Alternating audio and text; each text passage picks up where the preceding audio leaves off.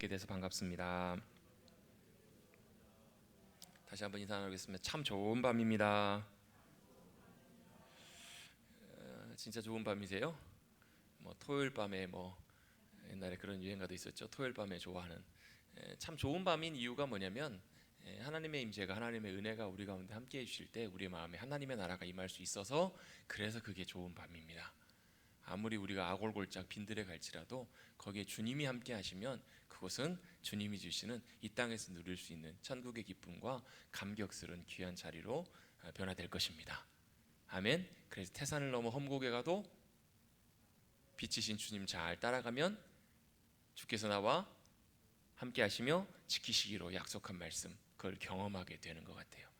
여러분, 사단이 제일 많이 역사하고 제일 사단이 간교하게, 교활하게, 제일 무섭게 공격하는 곳이 어딘 줄 아세요, 여러분? 교회입니다. 교회. 어떤 분이요, 예전에 제가 몇 번 나눈 적이 있는 것 같은데요, 어떤 분이 이렇게 기도하다가 하나님께서 환상 중에 우리 영적인 눈을 열어주시고 보여주시는데, 교회가 이렇게 딱 보이는데, 이렇게 교회 건물이 이렇게 있는데 교회 주변을 다 강강술래 하듯이 손을 잡고 이렇게 다 삥 둘러 있더라는 거예요. 뭐가요? 귀신들이 마귀들이.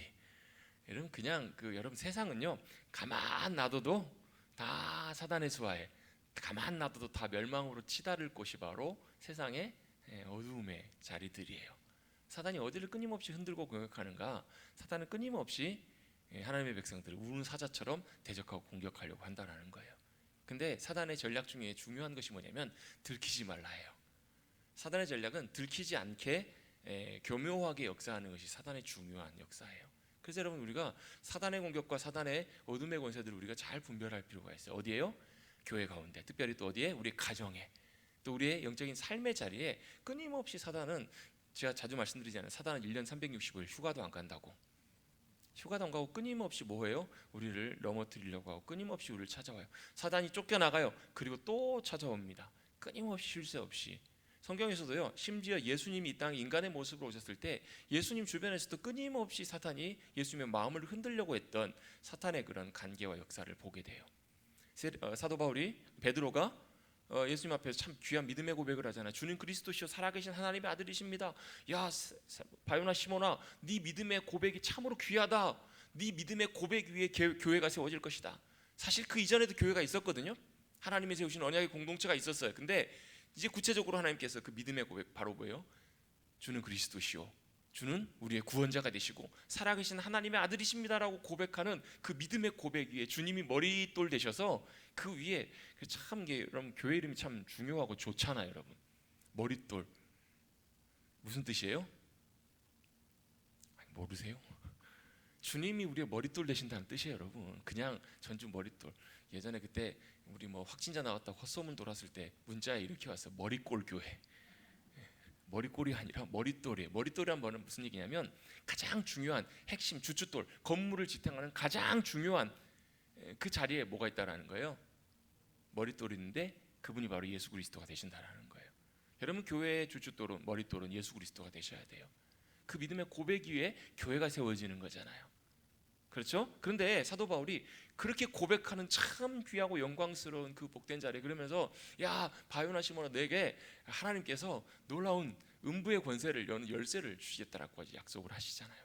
근데 이렇게 나서 바로 지나지 않아 가지고요, 예수님께서 그 일을 위해서 십자가를 지시고 고난 당하셔야 될 것을 제자들에게 가르쳐 주시자마자 어떻게 해요? 베드로가 그리마옵소서 주님, 그리마옵소서. 여러분, 이 베드로의 이 고백은요, 정말 인간적인 마음으로 예수님을 정말 사랑하는 마음으로, 아끼는 마음으로 그렇게 한 거예요. 그런데 이건 하나님의 뜻이 아니었다라는 거예요. 순간적으로 그때 누가 교묘하게 파고든 거예요? 예수님이 베드로를 질책하시는 것처럼 보이지만 실제로는 베드로 뒤에 역사하고 있는 사탄의 관계에 대해서, 베드로의 생각 속에 역사하고 있는 그걸 주님이 책망하시고 꾸짖으셨던 거예요. 여러분, 우리도 마찬가지예요. 여러분, 끊임없이 이 무더위와 함께 우리 가운데 찾아오는 어둠의 권세와 사단의 시험과 사단의 많은 관계와 역사들이 있어요. 그걸 여러분, 우리는 잘 분별하고 대적하고, 또 우리가 그것들을 주님의 은혜로, 주님의 영적인 권세로 물리치고 깨트리시는 우리 모두가 되어야 될 줄로 믿습니다. 그래야 든든하게 세워져요. 그래야 우리 가운데 놀라운 주님의 영광과 역사하심들이 나타나요. 참 감사하게 하나님께서 저에겐 가끔 그런 걸 보게 해주실 때가 있어요. 뭐 전혀 다른 어떤 뭐 특별한 어떤 상황들이나 어떤 일들이 생겼을 때요, 그것보다도 그 뒤에 역사하는 어둠의 권세들이 보일 때가 있어요. 그 문제를 해결하는 것보다 더 중요한 건 뭐냐면요, 그 어둠의 권세를 깨뜨리고 결박하고 내어 쫓는 것이 우리 가운데 더 중요해요. 그래서 사도 바울은 에베소 교회 성도들에게 권면하면서 이렇게 고백합니다. 우리가 싸우는 싸움은 혈과 육에 대한 싸움이 아니라는 거예요. 그 말은 무슨 얘기예요? 사람과 사람이 다툼이 생겨요. 사람과 사람이 문제가 생겨요. 관계 어려움이 생기거나 아니면 어떤 일이 생겨요. 어떤 큰 문제가 생겼을 때 우리가 싸우고 대적해야 될 것은 그게 아니라는 거예요. 그게 실체가 아니고 그 뒤에서 혹시라도 역사하고 있는 어둠의 권세들이 있다면 그것과 싸우고 그걸 대적하고 그걸 물리치기 위해서 영적인 전신갑주로 무장하라는 거예요. 여러분, 우리가 잘 무장하십시다. 잘 우리가 세워지십시다. 그래서 사단이 우리를 보면서 벌벌 떨고 주님이 우리를 보실 때 정말로 기대하시고 기뻐하시는 그리스도의 귀한 용사들이 되시는 우리 귀한 머릿돌 교회 성도들이 되시기를 주님의 이름으로 축복합니다. 그렇게 한 사람 한 사람 세워져 가는 것, 이게 바로 하나님께서 우리를 향한 부르심이에요. 그게 바로 가서 제자 삼으라 말씀하시는 주님의 또 명령이고 지상대의 명령, 사명 중에 하나라는 것을 우리는 기억해야 될 줄로 믿습니다. 그래서 우리가 그렇게 잘 준비되어져 가는 과정들이 참 중요한데요. 그래서 이제 우리가 뭐 일꾼으로서 부름받은 그것들도 중요하지만 우리 하나님께서 기뻐하시고 원하시는 모습으로 어떻게 준비되어져 가고 세워져 갈까, 이런 말씀들을 우리가 쭉 나누면서 성경에 대해서도 간단하게 살펴봤고요. 그 다음에 교회에 대해서도 간단하게 우리 함께 살펴봤어요. 교회에 대한 이해도 참 중요해요. 우리 다시 한번 복습해 보십시다. 교회는 보이는 교회와 보이지 않는 교회가 있다라고요. 보이는 교회가 세워지는 것도 참 중요해요. 근데요, 보이는 교회는 잘 세워지고 보이지 않는 교회가 안 세워지는 교회들도 참 많아요. 대표적인 교회가 성경에서 라오디게아 교회예요. 라오디게아 교회는요, 부족한 것이 없는 교회였어요. 아마 그 지역 자체가 굉장히 좀 부유한 지역이었기 때문에 재정적으로도 넉넉하고 뭐 교회 안에 어떤 프로그램이나 이런 것들도 부족함이 없었던 것 같아요. 근데 주님께서는 라오디게아 교회를 향해서 한마디의 칭찬도 없으세요. 그러면서 꾸짖으십니다. 그러면서 뭐라고 말씀하시냐면 안약을 사서 눈에도 넣어라. 그 말은 무슨 얘기예요? 자신들의 벌거벗음과 자신들의 문제와 어리석음과 부족함이 무엇인지를 보고 깨달으라는 거예요. 여러분, 이건요, 사람이 보는 눈과 하나님이 보시는 눈이 다르다라는 거예요. 사람이 볼 때 라오디게아 교회는요, 지금으로 말하면 괜찮은 교회였을 거예요. 모든 것들이 잘 갖춰지고 부족함이 없는 그런 교회였을 거예요. 그런데 하나님께서 보시는 기준은 달랐다라는 거예요. 여러분, 하나님이 보실 때 기뻐하시고 찾으시고 원하시는 교회가 돼야 되지 않을까요? 그 교회가 되려면 보이는 교회가 잘 세워지는 것도 중요하겠지만 이건 따라오는 결과라면 보이지 않는 교회가 세워지는 것이 너무너무 중요해요. 주님이 머리가 되시고 그래 주님이 기뻐하신 일들이 우리 가운데 나타나고 세워져가는 그런 교회예요. 그래서 여러분, 그 교회는 주님이 말씀하시면 주님의 뜻이 그 교회 가운데 나타나기 시작하고 주님의 질서가 세워져가는 교회예요. 여러분, 교회의 주인은 목사가 아닙니다. 여러분, 교회의 주인은 주님이셔야 해요. 주님의 뜻이 무엇인지를 우리가 잘 분별하고 깨닫고 잘 헤아려서, 그래서 여러분 기도가 필요한 거예요. 제가 지지난주인가요? 말씀 나누면서 그런 얘기를 한번 잠깐 나눈 적이 있어요. 예를 들면 교회에서 어떤 의견을 결정해야 될 때 우리가 의견이 안 모아질 때 있어요. 왜요? 사람들 다 달라요. 제가 느끼는 것이 있어요. 100명이 모여도 다 달라고, 1000명이 모여도 다 달라요. 10명이 모이면요, 10명이 모이면 한 마음 잘 될 것 같죠? 10명이 모여도 다 달라요. 저희 집에 아이들이 3명, 이제 4명 됐지만 3명인데요, 매번 메뉴 결정하는데 매번 싸웁니다. 물어보면 다 달라요. 아니 좀 2명, 1명만 돼도 어떻게 1명을 설득해 보겠는데 3명이 다 달라요. 참 어려워요. 그래서 아무튼 결국은 안 되면 제 마음대로 하지만 참 마음을 모으고 생각을 모은다는 것이 참 쉽지가 않아요. 그런데 어떤 교회가 좋은 교회인가? 여기서요, 생각들은 다 다를지라도, 계획과 마음들이 다 다를지라도 어떻게 해요? 기도하면서 뭘 묻는 거예요? 내 생각은 이러하지만 주님이 기뻐하시고 교회의 주인 되시는 주님의 생각과 계획이 무엇인지를 찾는 교회는, 그 교회는 참 귀한 교회예요. 하나님이 기뻐하신 목적과 계획이, 방향이 무엇인지를 알고 그것이 때때로 어떨 때 보면 내 뜻과 다를 때가 있어요. 내 생각과 내 기분과 좀 다를 때가 있어요. 그런데 그걸 어떻게 해요? 그걸 알고 깨닫고 거기에 맞춰가는 교회, 그렇게 세워져가는 교회, 그게 바로 주님이 주인 되시는 교회인 줄로 믿습니다. 그리고 또 어떤 교회요? 성령님이 하나 되게 하심을 힘써 지키는 교회예요. 성령 안에서 하나 되어가는 교회. 저는요, 솔직하게 말씀드리면 지금 아직 숫자적으로 교회가 많이 늘어나는 것을 별로 지금은 기대하지 않아요. 원하지 않아요. 왜요? 우리가 더 준비되어야 돼요.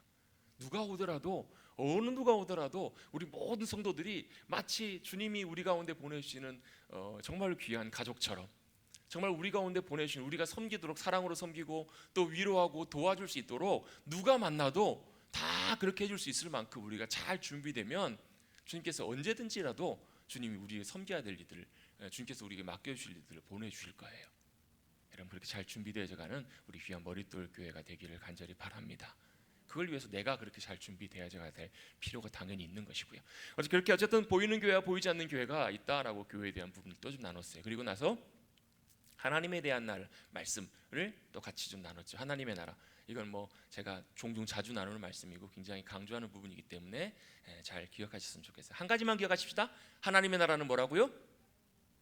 하나님의 다스리심, 통치라는 거예요. 주님이 오셔서 다스리신다라는 거예요. 아파요. 아프다는 말은 질병이 나를 지금 다스리고 있는 거예요. 걱정이 찾아와요. 염려 걱정이 가득해요. 기도한다라는 것은 뭐예요? 맡기라는 거. 맡긴다라는 건 뭐냐면 염려가 걱정이 나를 뭐하고 있는 거예요? 지배하고 있는 거예요. 나를 다스리고 있는데 이제는 누가요? 주님이 나를 다스리신다라는 거예요. 그게 바로 주님의 나라가 임하는 거잖아요. 그게 바로 주님의 나라라는 것 기억하시고요. 그리고 나서 이제 그리스도인들의 신앙생활로 이제 우리가 함께 좀 넘어왔어요. 우리 지난주에는 그리스도인의 신앙생활의 첫 번째 시간을 나누면서 그리스도인의 신앙생활에 있어서 가장 중요한 기준, 뭐 이제 우리 나누는 교재에는 사상이라고, 신앙 사상이라고 나와 있는데 가장 중요한 기준이 뭔가 뭐였어요? 제가 이래서 복습을 항상 합니다. 일주일밖에 안 됐지만 정말로 새하얀 도화지처럼 주님이 보혈로 우리 죄만, 주홍빛 같은 죄만 깨끗하게 씻어주신 것이 아니라 우리의 기억도, 우리의 생각도. 그래서는 안 되겠죠. 자꾸 새기십시다. 우리의 가장 중요한 신앙의 기준이 뭔가? 십자가라는 거예요. 같이 한번 해보겠습니다. 십자가. 여러분, 십자가는 여러분 어렸을 때부터 신앙생활 하시는 분들은 수없이 많이 들어보셨을 거예요. 여러분, 십자가가 뭐예요? 물론 당연히 십자가는요, 우리의 구원에 놀라운 주님의 역사를 이루신 참 귀한 주님의 복의 통로예요. 우리의 구원의 가장 중요한 역할이 바로 십자가예요. 그렇죠? 왜요? 주님이 이곳에서 나를 위해서 대신 죽어주셨기 때문에. 주님이 죽어주신 그 대속의 은혜 때문에 우리가 죽어야 되는 심판은, 영원한 심판 가운데 우리가 처절하게 절망과 저주 가운데 던져져야 되는 우리가 그 예수님의 십자가의 은혜로 말미암아 어떻게 됐어요? 하나님의 자녀가 되었어요. 사망에서 생명으로 옮겨질 것이다. 옮겼느니라. 여러분, 이래서 말씀 암송하는 게 참 중요해요. 요한복음 5장 24절 25절 말씀은 사망에서 생명으로 옮겼다라고 말씀하시는 거예요. 이미 옮겨진 거예요. 이게 바로 놀라운 십자가의 은혜예요. 우리가 한 것 없지만 예수님이 십자가에서 우리를 위해서 대신 우리의 모든 죄와 허물과 모든 것들 다 짊어지시고 다 갚으시고 우리를 하나님의 자녀 삼으시고 우리를 놀라운 영생의 생명의 자리로 우리를 초청해 주신 거예요. 자, 같이 한번 고백해 보겠습니다. 예수님 안에서, 예수님을 믿는 믿음 안에서 하나님의 자녀가 되었습니다. 거룩한 주님의 백성이 되었습니다. 뭘 보고요? 저 여러분의 모습을 보고 하나님의 자녀 같고 거룩한 백성 같으세요? 저 보면 그런 거 같으세요? 대답 잘 하셔야 됩니다. 아니요. 우리에게 내세울 수 있는 것이 없어요. 우리 안에 계시는 예수 그리스도 그분 때문에 그런 거예요. 내가 잘나서 그런 것이 아니라요. 그래서 그게 뭐라고? 전적인 하나님의 은혜라고요. 그래서 여러분, 우리의 모든 신앙생활의 기준, 시작이 어딘가? 십자가고요. 그리고 십자가를 통해서 우리에게 주신 하나님의 은혜라는 거예요. 그래서 우리의 신앙생활은 은혜에 의한 삶이 되어야 해요. 우리가 열심히 노력하고 우리 하나님을 위해서 잘 살아야지. 제가 이 은혜에 대한 삶을 깨닫고요, 이 십자가의 은혜가 단순히 나를 구원하시는, 내가 구원받을 때만 필요한 것이 아니구나. 십자가의 놀라운 권세와 능력이 우리가 주님 앞에 서는 그 순간까지 필요하구나. 이걸 깨닫고 제 삶에 놀라운 한 번의 영적인 또 놀라운 터닝 포인트가 생겼어요. 우리에게 왜 은혜가 필요한가? 여러분, 은혜가 뭐라고요? 자격 없는 자에게 주시는 하나님의 선물이라고. 여러분, 이게 가장 중요한 1차적인 의미일 수도 있겠죠. 근데 뭘 주시냐는 것이 더 중요하다라는 거예요. 그렇잖아요. 뭘 주세요? 제일 1번으로는 구원을 주시죠.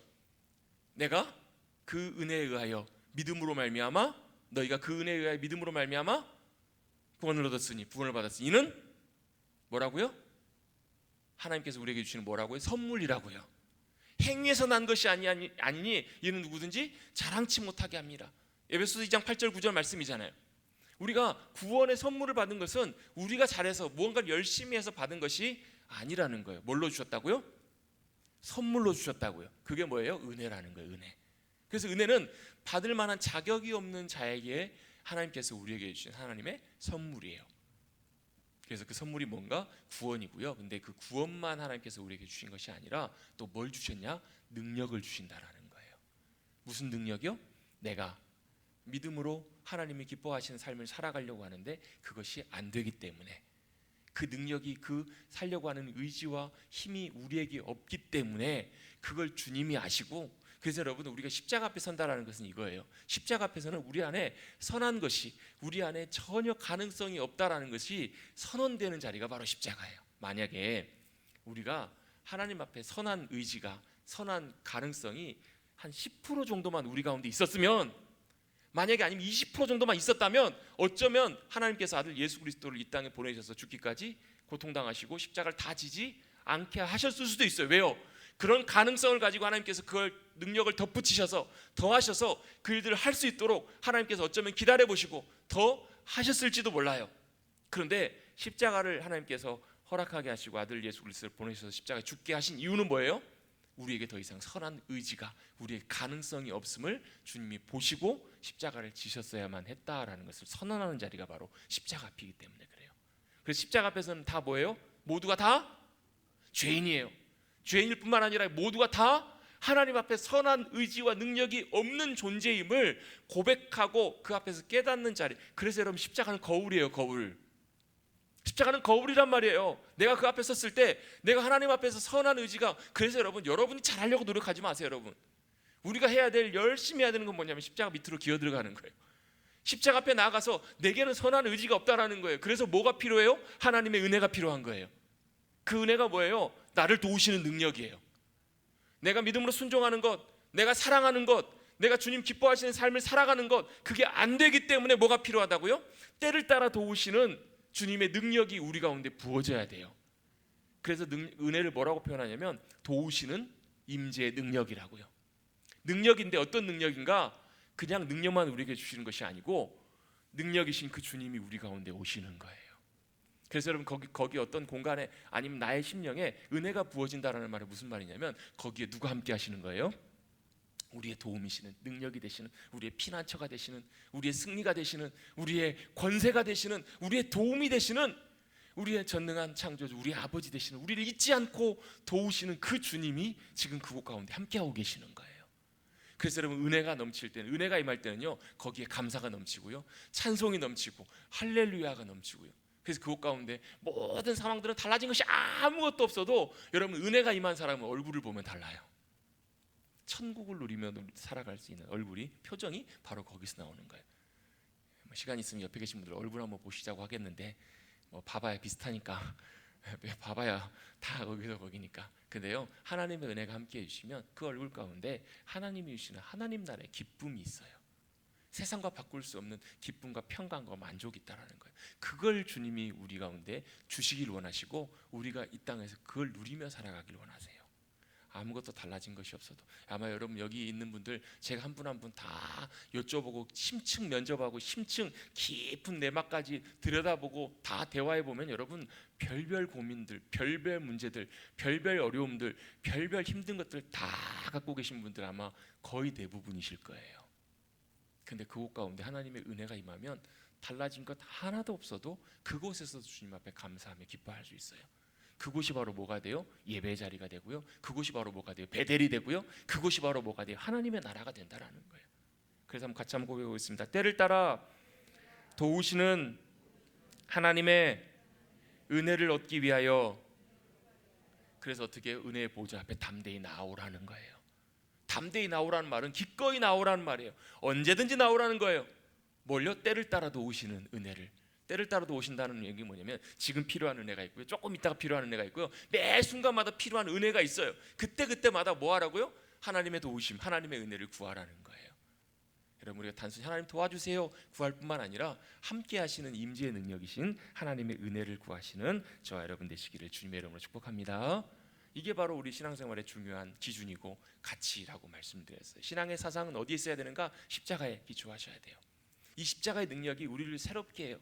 저는 나중에 다시 한번 뭐 나중에 이 십자가의 복음에 대해서 다시 나눌 기회가 있으면 좀 나누면 좋겠지만, 저는 이 십자가의 복음에 대해서 다시 한번 깨닫게 해주시면서 제 삶의 많은 부분들이 변화됐어요. 특별히 제게 있는 열등감과 우월감이 많이 없어지게 됐어요. 조금 잘나면 저도 모르게 쑥 올라와요. 내가 좀 낫지, 우월하지? 아니면 조금 못하거나 조금 제 연약한 모습이 보이면 어떻게 돼요? 쭉 가라앉아요. 뭐예요? 비교식, 열등감. 이건 사람 성격마다 기질마다 조금 다르긴 하는데요, 거의 대부분 다 우리가 십자가의 자리를 떠나게 되면 거의 대부분 우월감을 갖거나 열등감을 갖게 돼 있어요. 왜? 기준이 내 자신이니까. 근데 기준을 어디다 둬야 된다고요? 십자가 앞에 놓고 보면요, 니나 나나 다 똑같아요. 니나 나나 잘났으나 못났으나 내가 부족하나 내가 넘어지나 하나님의 십자가 앞에서 다 거기서 거기라는 거예요. 할렐루야.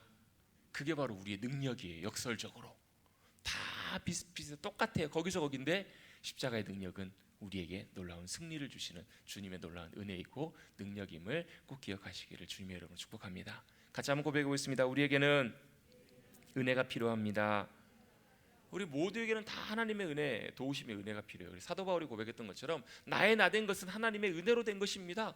일평생 돌아놓고 봤더니 맨 마지막 순간에 사도 바울이 고백했던 고백이 그거예요. 내가 지금까지 이렇게 살아온 것. 여러분, 사도 바울이 얼마나 많은 희생과 헌신과 순종의 삶을 살았어요. 근데 그게 자기가 한 것이 아니라 자기 안에 역사하셨던 하나님의 은혜가 그걸 가능하게 하셨다라는 거예요. 아니, 어떻게 그렇게 사랑하세요? 어떻게 그렇게 섬기세요? 어떻게 그렇게 순종하세요? 어떻게 그렇게 믿음으로 살아가세요? 어떻게 해요? 하나님의 은혜가 나를 도우시기 때문에, 함께 하시기 때문에. 그래서 여러분, 은혜는 되는 게 아니라 되어지는 거라고요. 하나님의 은혜는 되어지게 만들어요. 그러면 우리는 분명하게 고백할 수 있어요. 그 내가 한 거 아니라고요. 그게 내가 한 것이 아니고 나를 통해서 역사하신 하나님의 함께 하심이, 은혜가 그 일들을 이루었노라고. 여러분, 사도 바울처럼 그렇게 고백하게 되시는 은혜로 살아가시는 저와 여러분 되시기를 주님의 이름으로 축복합니다. 제가 이걸 10분 넘게 지금 떠들고 있는데요, 이게 여러분, 저와 여러분의 삶의 실제가 되는 것이 정말 중요해요. 정말로 여러분의 삶에 이런 은혜의 삶이 진짜로 우리의 삶의 실제가 되시는 복된 삶이 되시길 다시 한번 주님의 이름으로 축복합니다. 그리고 나서 사실 우리 지난주 챕터 가운데 사상만 나오는 것, 신앙 사상만 나오는 것이 아니라 신앙의 자세도 나오고요, 신앙의 모습들이 나오는데 그 부분들을 다 다루지를 못해서 사실 오늘 좀 연결해서 좀 함께 좀 나누려고 합니다. 그러면 신앙생활하는 삶 가운데 삶의 자세는 어떤 자세여만 하는가? 이거에 대해서 사실 여러 부분 우리 신앙생활에 나타나야 될 자세들이 여러 가지가 있는데, 오늘은 딱 두 가지 정도만 좀 간단하게 정리를 해보려고 합니다. 첫 번째는 뭐냐면, 우리의 신앙생활에 있어서, 우리의 자세에 있어서 중요한 것 중에 하나가 바로 뭐냐면, 바로 주일, 이 안식일, 이 주일에 대한 우리의 생활이라는 거예요. 우리 주일에 대한 우리의 믿음의 자세들, 이 예배 생활에 대한 부분인데, 여러분, 주일 성수라는 말을 많이 들어보셨죠? 성수주일. 아마 신앙생활하면서 가장 많이 들어본 말 중에 하나가 아마 주일 성수, 성수주일이실 거예요. 여러분, 근데 이 성수주일이란 말이, 저도 이제 어렸을 때 그래서 이 말을 워낙 많이 들었기 때문에, 어렸을 때는 뭐 그 주일날은 뭐 과자도 사 먹어서는 안 되고, 심지어 웬만한 거리는 걸어 다녔어요. 버스도 타면 안 되고. 왜요? 주일날은 돈 쓰면 안 되는 날이니까. 그렇죠? 안 그러셨어요? 저 어렸을 때 아무튼 그렇게 했었어요. 배웠었어요. 부모님이, 야, 주일날은 그렇게 하면 안 돼. 또 주일날은 제일 좋은 옷을 입고, 또 그나마 제일 깨끗하고 좋은 옷을 입고, 헌금도 어떻게 해요? 그 전날 밤에 다리미로 헌금도 이렇게 다려가지고 헌금하게끔 이렇게 해주시고, 그렇게 했던 기억이 나요. 주일날 이렇게 당연히 주일 성수하는 것들은 당연한 것이었고요, 주일 성수를 강조하는 것도 교회에서 신앙생활하면서 어느 누구나, 뭐 목회자뿐만 아니라 어느 누구나 다 이렇게 강조하고 중요하게 여겨졌던 거예요. 그런데 코로나가 터지면서요, 가장 많이 이렇게 영향받는, 또 변화가 요구되는 부분 중에 하나가 바로 성수주일에 대한 부분이에요. 코로나가 터지면서 가장 많이 우리 가운데 도전이 되는 부분이 바로 변화가 있는 것이 바로 주일 성수라는 거예요. 자, 무슨 말이냐면, 과연 주일 성수라는 것이 무슨 의미냐는 거예요. 어떻게 하는 것이 성수주의라는 것, 주일을 지키는 것인가? 이것에 대해서 우리가 성경적으로 그 가치와 기준들을 우리가 다시 좀 새롭게 해야 될 그런 때가 온 것 같아요. 여러분, 주일날 돈 쓰면 됩니까? 안 됩니까? 그럼 한번 여쭤볼게요. 제가 어렸을 때 배운 것이 틀렸나요? 맞나요? 틀리나요? 예? 맞아요? 왜, 어떤 근거로 그렇게 얘기하십니까, 장로님? 네, 네. 좋은 것 같아서 맞는 말씀이기도 합니다. 근데 분명히 중요한 거는 뭐냐면 과연 성경적으로 그것이 어떤 의미를 갖고 있는가, 또 어떤 이유로 그게 그렇게 되는가를 정확하게 아는 것이 중요해요.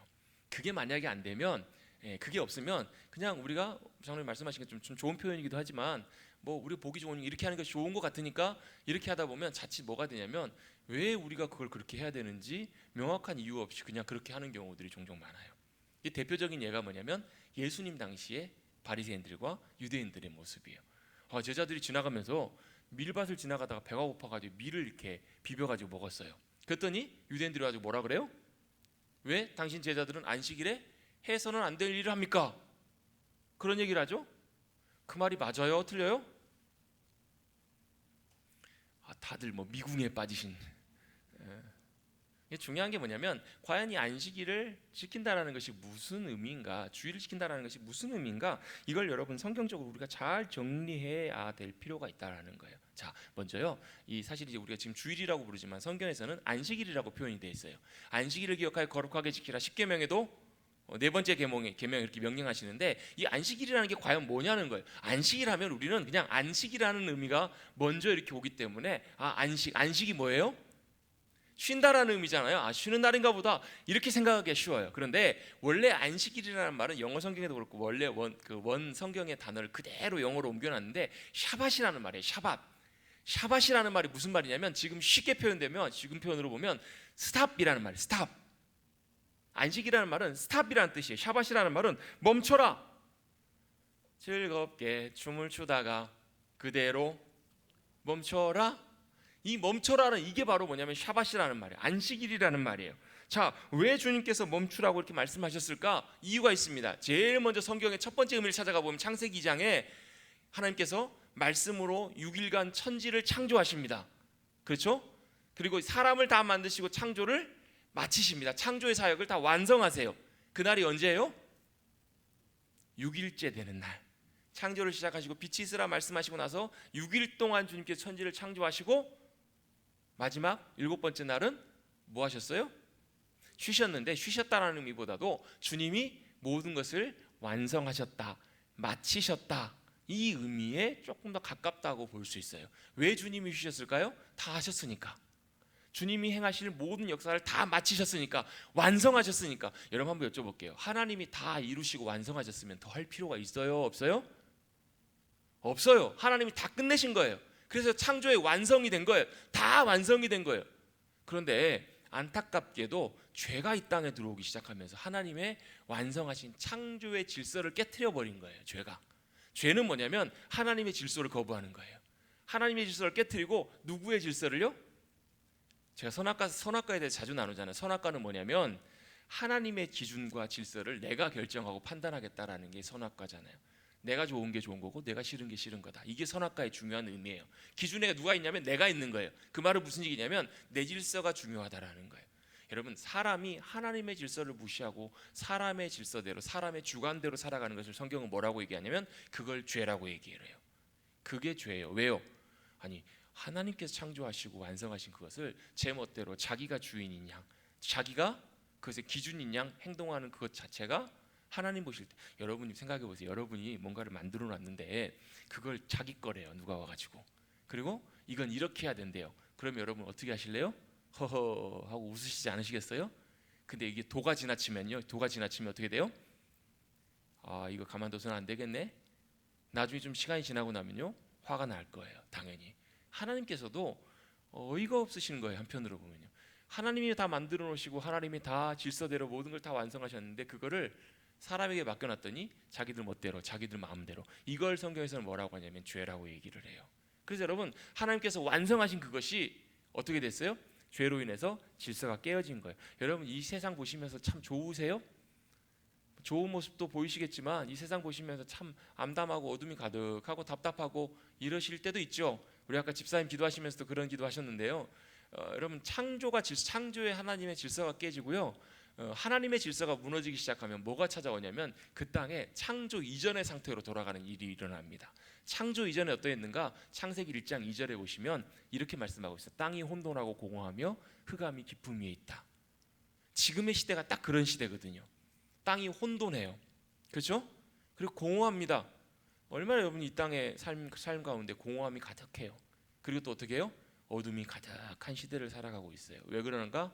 하나님의 창조의 질서가 깨어졌기 때문에 그래요. 그래서 예수님께서 이 땅에 다시 오셔서 다시 우리 가운데 회복하기를 원하시는 것이 바로 이거예요. 그래서 수없이 많은 이사야서나 이런 많은 곳에서 예언자들 통해서 하나님께서 예언하시고 약속하신 말씀이 이거예요.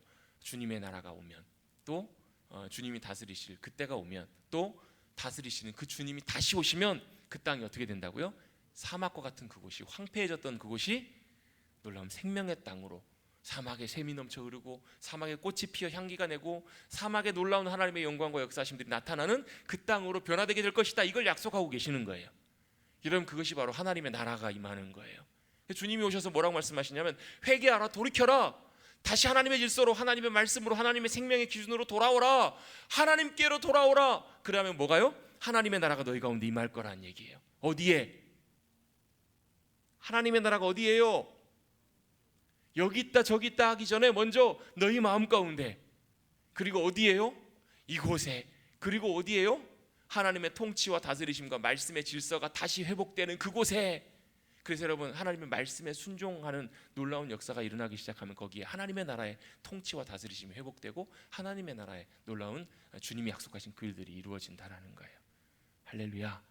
그게 바로 주님이 원래 계획하시고 의도하셨던 일이에요. 그걸 하나님께서 완성하셨는데 그게 지금은 다 깨어졌기 때문에 지금 우리 가운데 뭐가 없는 거예요? 창조의 역사와 평안과 질서가 그 안에서 우리 가운데 나타나지 않는 거예요. 그래서 뭐 하라고요? 그날에, 바로 그날이 언제예요? 하나님이 말씀하시고 명령하신 그날에 멈추라라는 거예요. 멈추고 어떻게 하라? 하나님이 완성하신 그 자리로 나오라는 거예요.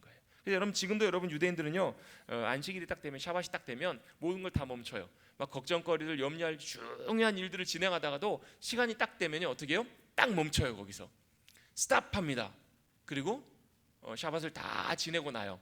그럼 우리는 그렇잖아요. 막 중요한 일들이 있으면 어떻게 해요? 예배드리면서도 막 생각이 나시죠? 안 그러세요? 그렇잖아요. 뭐 하라고요? 그때 멈추라는 거예요. 유대인들은 참 이렇게 대단한 면이 있어요. 딱 멈춰요. 생각을 멈추고 걱정을 딱 멈추고 모든 것을 다 멈춰요. 그리고 뭐 하러 들어가요? 완성하신 주님, 모든 창조의 질서를 이루시고 모든 것을 다 완성하신 그 주님 안으로 들어가서 기다리는 거예요. 안식하는 거예요. 멈추는 거예요.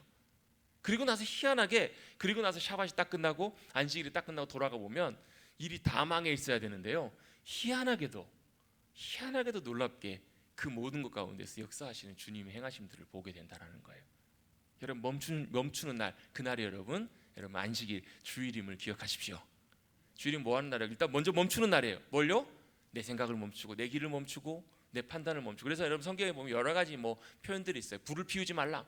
이 불을 피우지 말라는 말이 무슨 얘기냐면, 우리를 위해서 어떤 일들이나 우리를 위한 그런 일들을 하지 말라는 거예요. 그날은 멈추라는 거예요. 그리고 주님 앞에 믿음으로 나오라.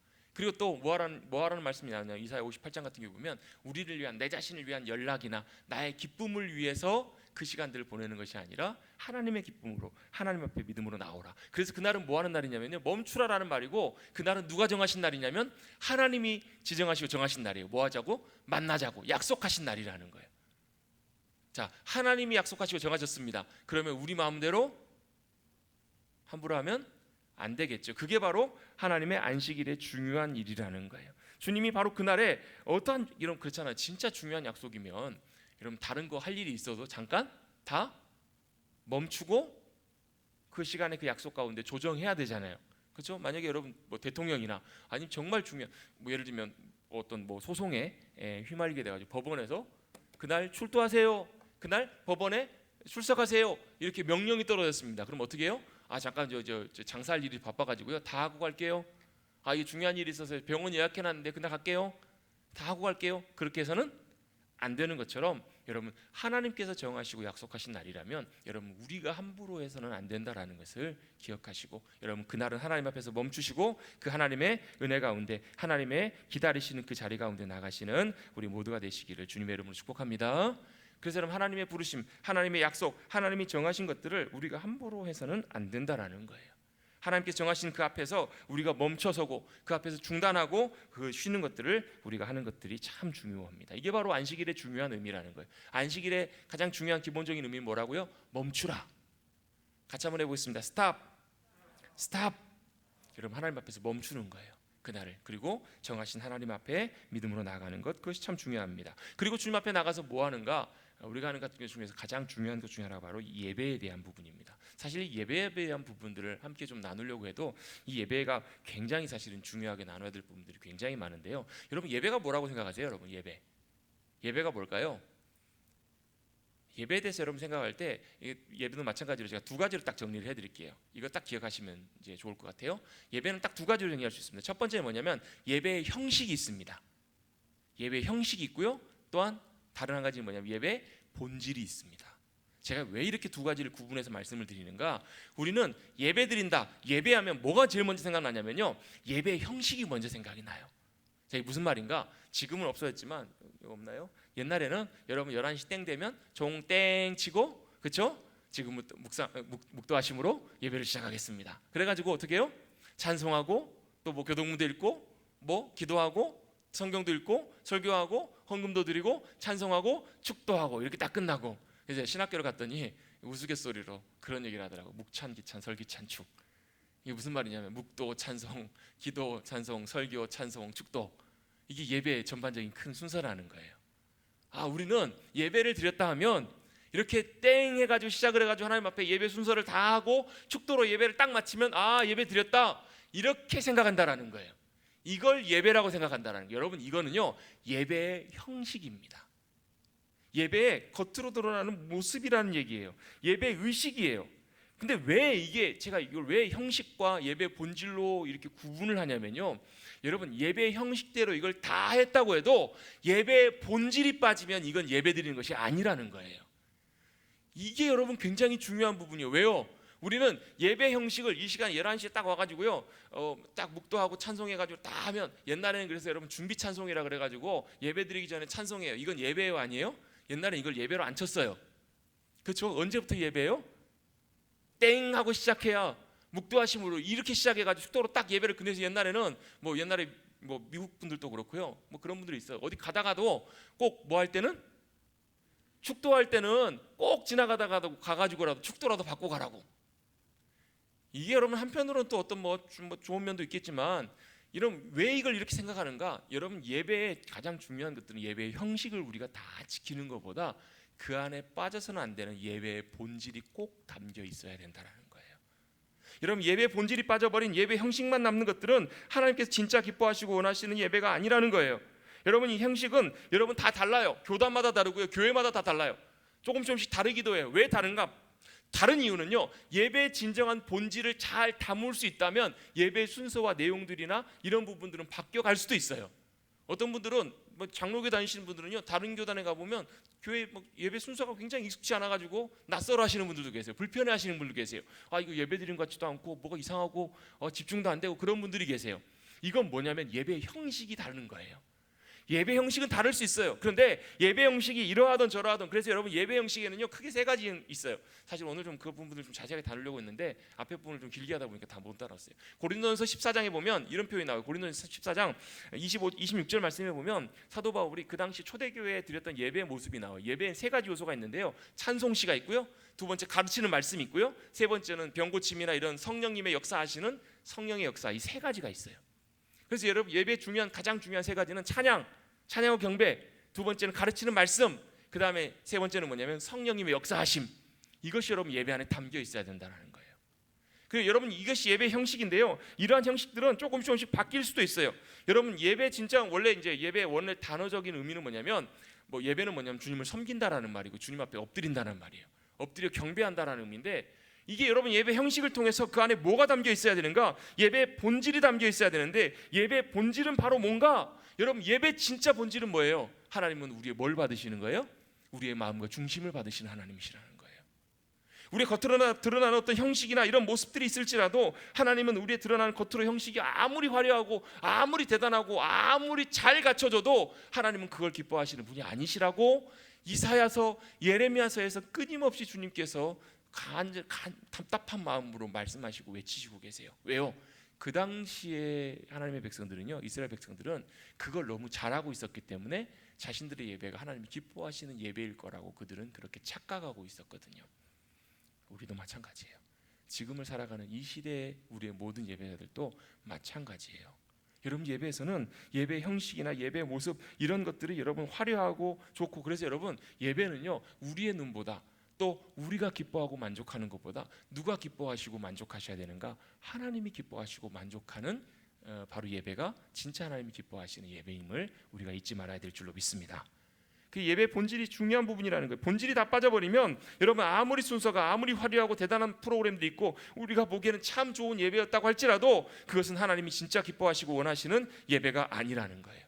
여러분, 예배 본질을 알기 위해서는요 사실 신앙의 본질하고도 연결이 되는데, 우리의 신앙생활을 딱 한마디로 정리해보면 이렇게 정리할 수 있습니다. 같이 한번 고백해 보겠습니다. 하나님을 아는 것, 그리고 하나님을 사랑하는 것. 여러분, 우리의 신앙의 본질은 하나님을 알고 하나님을 사랑하는 거예요. 자, 이게 무슨 말이냐면 하나님을 안다는 말은 그냥 하나님을 형식적으로 아는 것을 말하지 않아요. 하나님을 내가 진짜 경험해 보는 거예요. 하나님이 어떠신 분이신지를 내가 알고 깨닫고 고백하면 하나님이 나를 얼마나 사랑하시는지, 또 하나님이 얼마나 위대하시고 크신 하나님이신지, 놀라운 분이신지를 깨닫게 돼요. 그래서 뭐예요? 나도 그 하나님을 기뻐하고 사랑할 수 있게 돼요. 그래서 여러분, 예배의 진정한 본질은 바로 이 하나님을 알고 사랑하는 것과 사실 연관이 되어 있어요. 여러분, 예배는 우리가 좋냐 아닌가 그것보다도 하나님이 진짜 기뻐하시고 원하시는 예배인가 아닌가가 더 중요한데요, 그 가운데 여러분 하나님과의 그래서 만남이 있어야 되고요, 하나님을 기쁨으로 사모하며 주님 앞에 나아가는 것, 그게 진짜 예배라는 거예요. 여러분, 예배는 주님 앞에 기쁨으로 나가는 것이 어떻게 해요? 하나님을 기뻐하며 나가는 거예요. 같이 한번 고백해 보겠습니다. 예배는 하나님을 기뻐하는 것입니다. 여러분, 하나님을 기뻐한다는 게 의미가 무슨 얘기예요? 오늘 여러분 우리가 아까 읽었던 사무엘 하 본문에 보면 다윗이 하나님의 언약궤, 하나님의 법궤를 가지고 예루살렘으로 올라가는 장면이 나와요. 하나님의 언약궤는 하나님의 임재의 상징이에요. 그 가운데 하나님께서 함께 하셨어요. 그런데 하나님이 함께 하셨던 그 법궤를 예루살렘 다윗성으로 옮겨가면서 누가 제일 기뻐해요?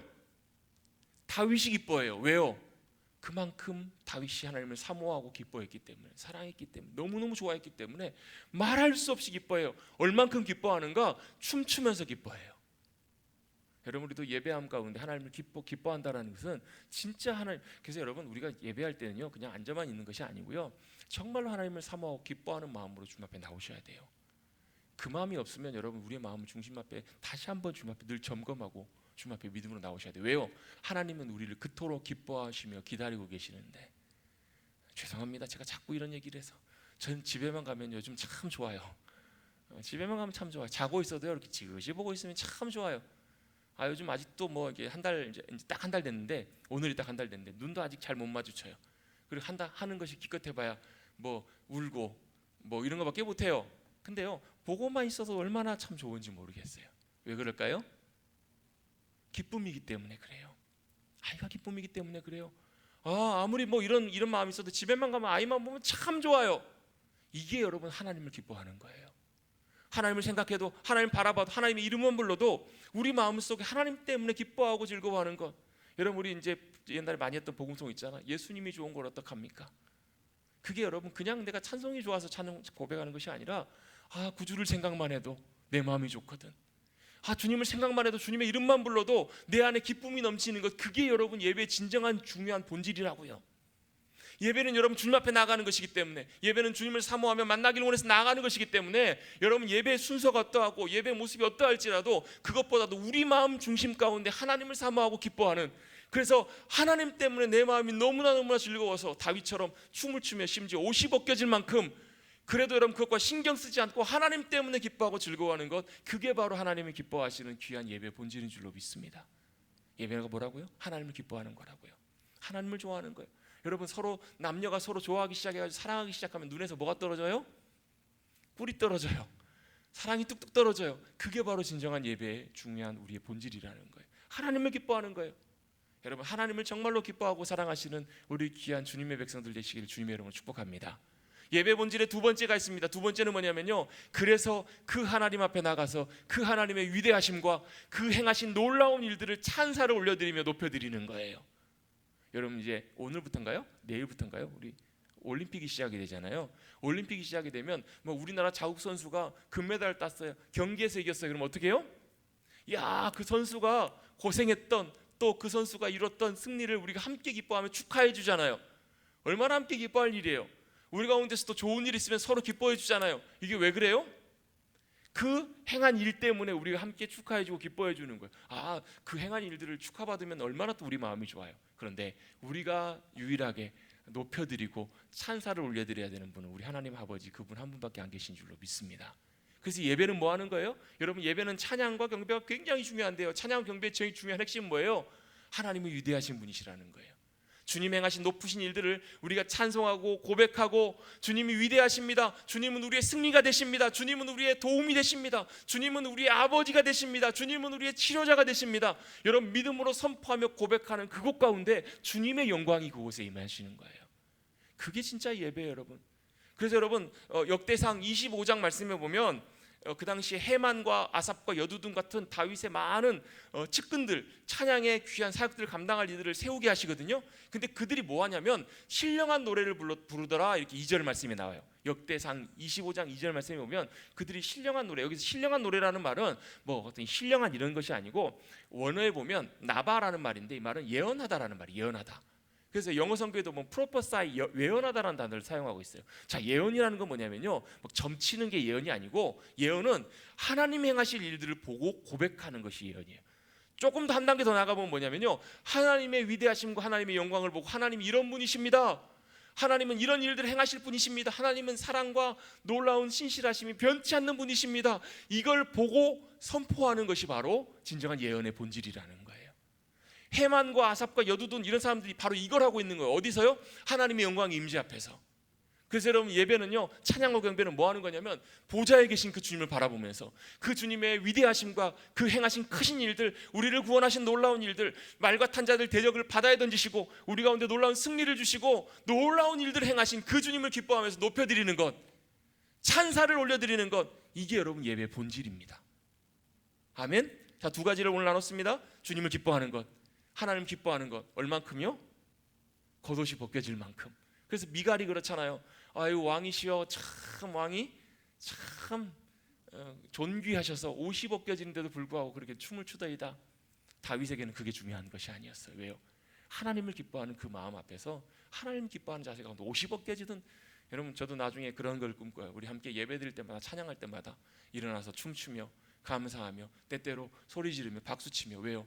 그 주님의 위대하심을 기뻐하며 그 주님을 기뻐하며 사모하며 그렇게 예배드릴 수 있는 그날이 올 줄로 믿습니다. 그게 진정한 예배의 중요한 본질이라는 거예요. 여러분, 물론 소리지지 않아도, 여러분 크게 박수치지 않아도 우리의 마음속에 그런 마음들이 여러분 부어져서 그 마음으로 주님 앞에 나아가는 것, 그게 예배의 중요한 본질이라는 것. 또 두 번째, 그래서 그 주님을 기뻐하며 사랑하는 것. 두 번째, 주님과 주님 행하신 일들을 높여드리며 경배하는 것, 찬사를 올려드리는 것, 이게 중요한 예배의 본질임을 꼭 기억하시고 그 주님 앞에 그렇게 감사함으로 예배함으로 나가시는 저와 여러분 되시기를 주님의 이름으로 축복합니다. 진짜로 시간 있으면 한번 그렇게만 해봤으면 좋겠어요. 여러분 한 분 한 분마다 여러분이 고백하시는 주님에 대해서 한번 고백해 보십시다. 주님은 나의 목자가 되십니다. 주님은 나의 도움이 되십니다. 주님은 나의 구주가 되십니다. 주님은 나의 치료자가 되십니다. 주님은 나의 승리가 되십니다. 주님은 나와 늘 함께 하시는 임마누엘 주님이십니다. 여러분, 이 시간에 이렇게 여러분 함께 우리가 믿음으로 선포하다 보면요, 거기에 놀라운 주님의 영광과 은혜가 임하는 걸 경험하게 돼요. 그리고 어둠이 떠나가게 되고요, 그곳 가운데 진정한 예배자가, 진정한 예배드림이 어떤 것인지를 우리가 놀랍게 깨닫게 될 거예요. 기대하십니까? 그걸 기대하고 우리가 예배를 위해서 꿈꾸며 기도하며 나가는 참된 주님이 찾으시는 예배자들 되시기를 다시 한번 주님의 이름으로 축복합니다.